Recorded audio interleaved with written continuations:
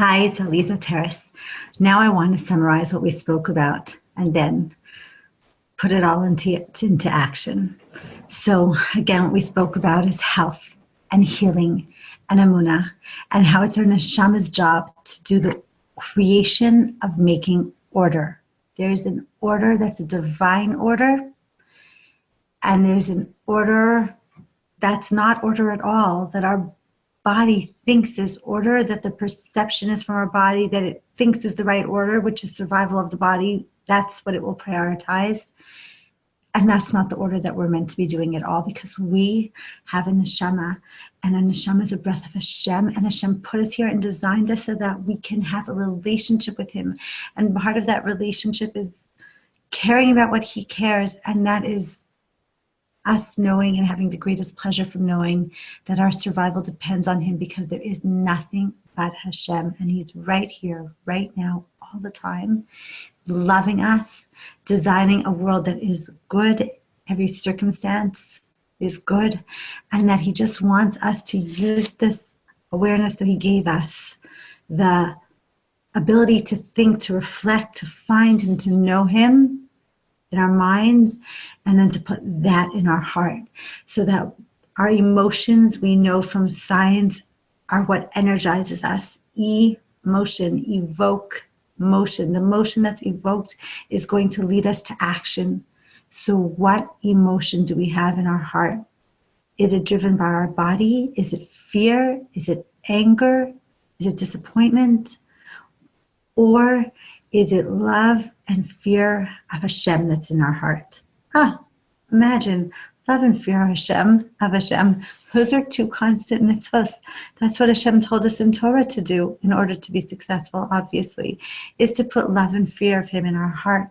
Because when that's in our heart, that's filling the space. When that is creating the emotions, that's literally having from our neshama, creating our emotions. When that's there, then we can have the proper order, and we can have health and well-being that's created from regulating our actions with our emotions, self-regulating, but doing that from a place of our neshama being in charge, not our body. Our body has a different agenda. We always have to remember that. So we have to have the calmness. We have to have awareness. We have to have awareness of what our system, how our system is designed, what our nervous system is doing all the time, that there is, the body is first and foremost going to look out for itself, ego, our own honor and happiness from our body's comfort level. Or we can understand that there's really nothing but Hashem. We can put our Torah knowledge, our Emunah in the driver's seat. That's our neshama being able to lead the system and to override the body and override the limbic system. That's spirituality that's mature, when it's in our heart, those emotions of loving Hashem. And what we have to do is recognize what's happening. We have to be aware of our thinking and of our feeling, because then when we have the ability to choose and to change. And every time we have awareness and presence of mind, and we have choice, and we use our choice to say, Hashem, I notice what's going on in my heart. I notice where these feelings are coming from, and I notice that they're from fear or from my body's sense of survival depends on me, and I better do something, and what I want to do is against Torah. When I recognize that, then that's my cue to turn to Hashem and say, Hashem, help me. Help me to override with my neshama right now. Help me to know that there's nothing else but you. Ein od milvado. And you're designing this. You're designing this for my good, so that in this challenge, I can recognize you and I can act according to how you want me to act.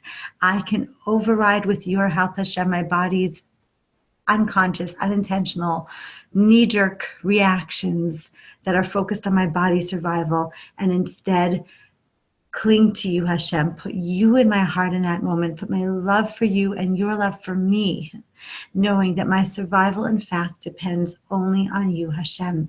And every time I do that, do you know what we do?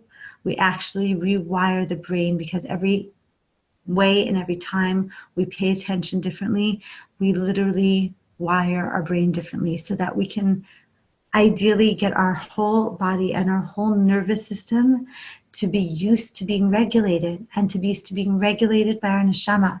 That's creative order. That's divine creative order that gives us health and well-being. That's what any definition of well-being and health is being able to regulate ourselves. We have a system that's capable of being regulated by automatic, and when it is, it easily can fall into either chaos or rigidity. Rigidity could be feeling like we're stuck, and chaos feels like we're overwhelmed. That's not healthy. Either extreme actually leads to a lot of different mental conditions and illnesses. And we know now that those mental illnesses, all those labels, are all just an imbalance. They're all just non-integration, and it leads to chaos or rigidity. But what we need to do is to point ourselves back to this river of well-being, and we need to do that. You and I need to do that with Torah. You and I need to do that by putting Hashem and love for Hashem and awe of Hashem and His design in our heart, and letting those emotions lead us to the actions that will actually attach us to Hashem for now and forever, and will bring into this world compassion, kindness, the light of Hashem, that He's given us the job, and that's what we're here for, to do this this spiritual override and be able to regulate from the place of Hashem in our hearts.